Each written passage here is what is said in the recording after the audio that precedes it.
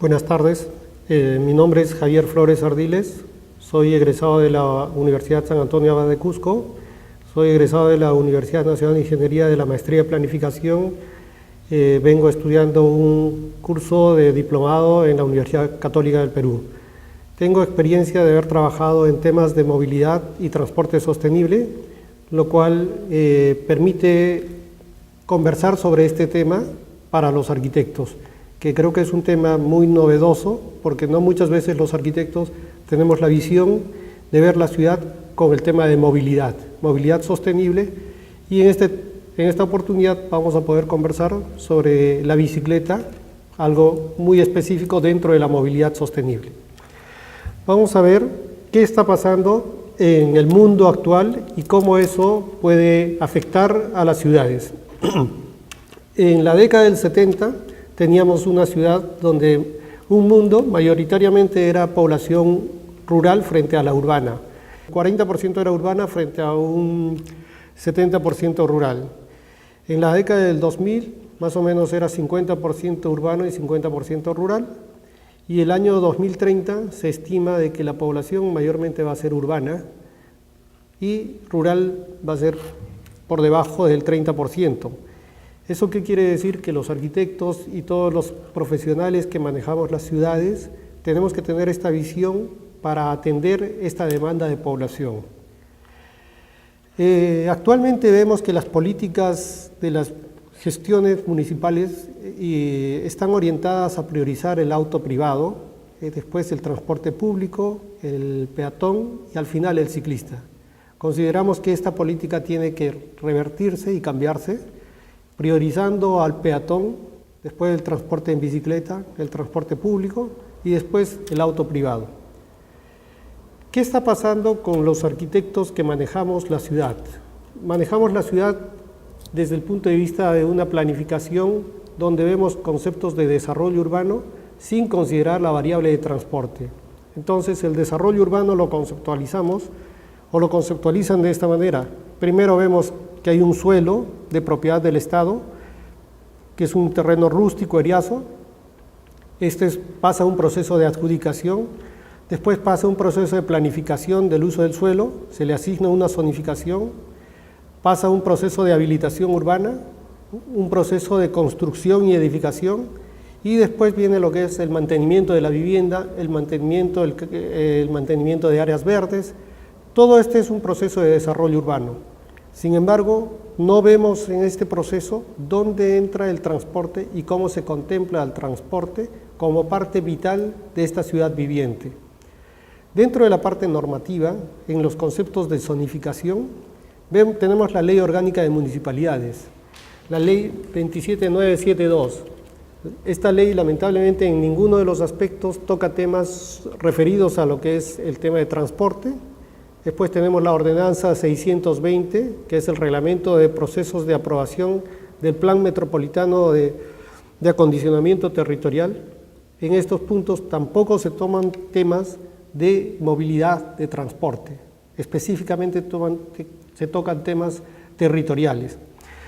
Después del Ministerio de Vivienda tenemos el reglamento de acondicionamiento territorial y desarrollo urbano, también ajeno a temas de transporte.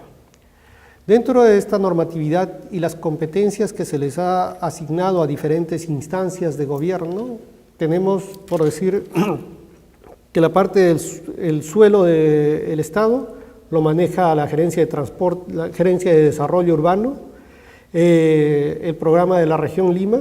A nivel de parámetros urbanísticos lo maneja el IMP, lo maneja ProLima para los casos de centros históricos. A nivel de urbanizaciones está lo que es EMAPE, Invermet, CERPAR. A nivel de edificaciones está la Gerencia de Desarrollo Urbano, EMILIMA. En todo este cuadro podemos ver que no existe la presencia de lo que son los órganos que manejan el transporte, como es la Gerencia de Transporte Urbano, la Gerencia de Protransporte, el tren eléctrico y la Gerencia de Transporte no motorizado. Esto preocupa porque es una visión de desarrollo sesgada sin considerar al transporte. El concepto de la zonificación, como está visto desde un punto de vista que permite el plan de desarrollo urbano, que permite regular el uso del suelo urbano, que permite la ejecución de programas y proyectos de inversión pública y privada. Estos proyectos mayormente se desarrollan sobre espacios ya determinados en la zonificación, pero más no conversan con proyectos de carácter de transporte metropolitano, como en el caso de Lima, que necesitamos un transporte unificado. Por un lado tenemos el tren eléctrico, por otro lado tenemos Protransporte, por otro lado tenemos el Consejo de Transporte, por otro lado la Secretaría de Transporte, también tenemos las gerencias de transporte urbano de Huarochirí, la gerencia de transporte urbano del Callao. Lamentablemente son muchas instituciones que manejan el transporte y ninguna de estas están conversando con temas de desarrollo urbano. Para los arquitectos, este tipo de planos, como vemos acá, que es el sistema vial metropolitano, es poco conocido. ¿Por qué? Porque lamentablemente dentro de nuestra formación profesional no tocamos el tema de transporte. Creo que es importante que todos los arquitectos jóvenes que están en etapa de formación y aquellos que están entrando al campo laboral conozcan todo el tema de la problemática de transporte, conozcan la ordenanza 341 en CAEM Lima, que está referido al sistema vial metropolitano. En el año 2005 se llegó a determinar que habían 16 millones de viajes diarios. De estos 16 millones de viajes diarios que se realizaban en todo Lima, podemos identificar que el 25% se realizaban a pie, un 12% en modo privado, un 10% para tránsito y un 51% en transporte público.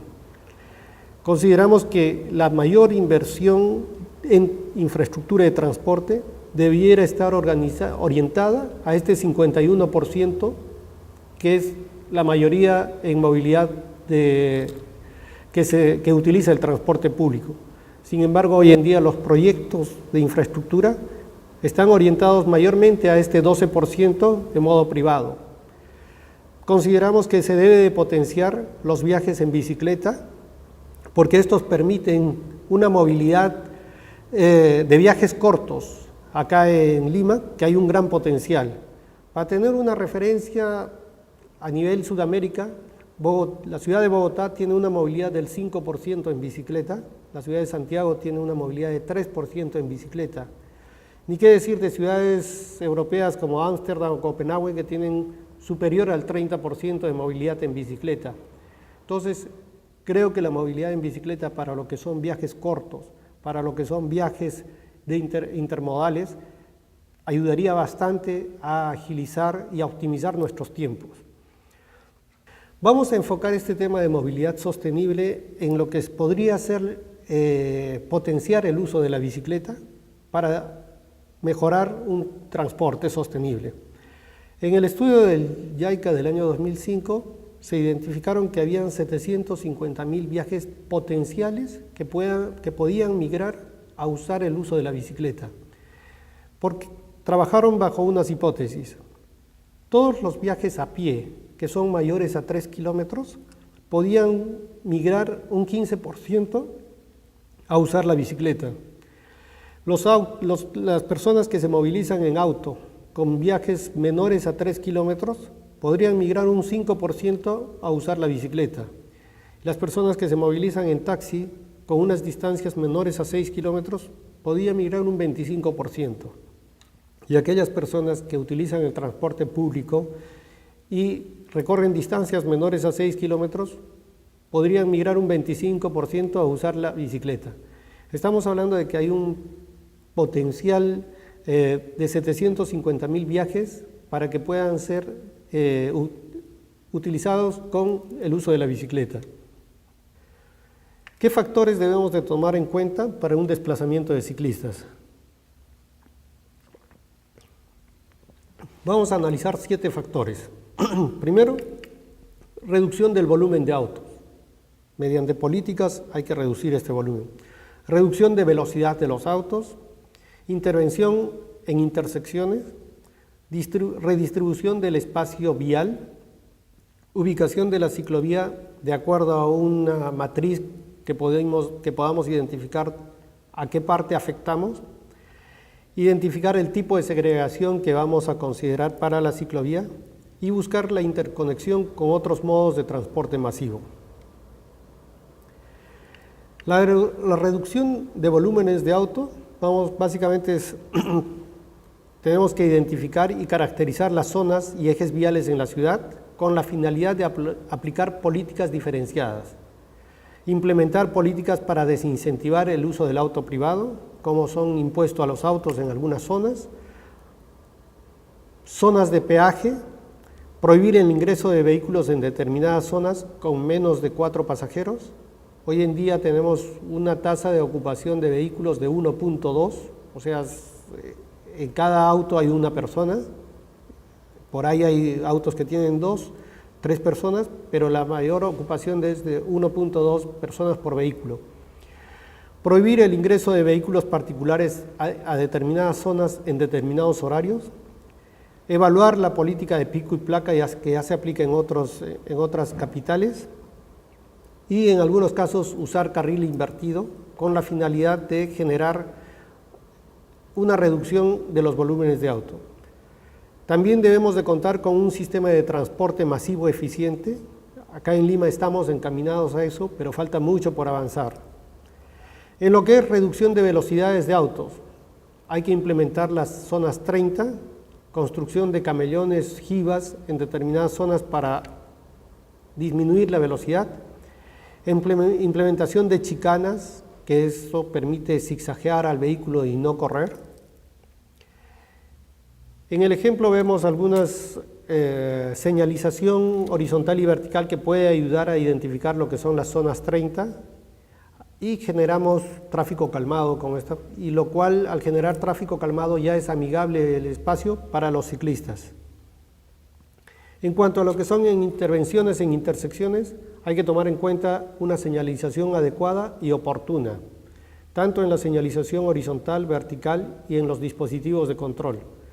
En la señalización horizontal, considerar los iconos de bicicleta debidamente claros, identificables por el conductor, las flechas de la bicicleta para que identifiquen el sentido del tráfico, las patas de elefante bien identificadas en las intersecciones. En cuanto a señalización vertical, tenemos 3 tipos de señales: la P46, la R42 y la I22, también la I19, que nos ayudan a generar una ciclovía más segura. Todos estos dispositivos tenemos que implementarlos adecuadamente de acuerdo a la necesidad y al diseño de la ciclovía. Para culminar, quiero expresarles un ejercicio que se ha trabajado tanto en Santiago de Chile como acá en Lima, para demostrarles que la bicicleta es más eficiente en distancias menores a 6 kilómetros. Se hizo un ejercicio de diferentes sitios con punto de llegada el Colegio de Arquitectos. Era 7 de la noche, un día hora punta, y se trabajó 12 personas en 4 puntos. En cada punto había una persona que se iba a desplazar en auto privado, otra persona en bicicleta y otra persona en transporte público. Los 4 sitios eran Lima, San Borja, Miraflores y San Miguel. En el cuadro podemos analizar que la persona, en todos los casos, el que se trasladó en bicicleta fue más eficiente. El que se trasladó desde el centro de Lima al Colegio de Arquitectos demoró 17 minutos. El que se trasladó de San Borja al Colegio de Arquitectos 19 minutos. La persona que se trasladó de Miraflores al Colegio de Arquitectos 25 minutos y el que vino de San Miguel al Colegio de Arquitectos en 18 minutos. Entonces, como vemos, y comparado con los otros sistemas de transporte como el transporte público y el auto privado, la bicicleta fue más eficiente en tiempos. Creo que es cuestión de subirse a una bicicleta y probar que para viajes cortos es mejor movilizarse en bicicleta. Gracias.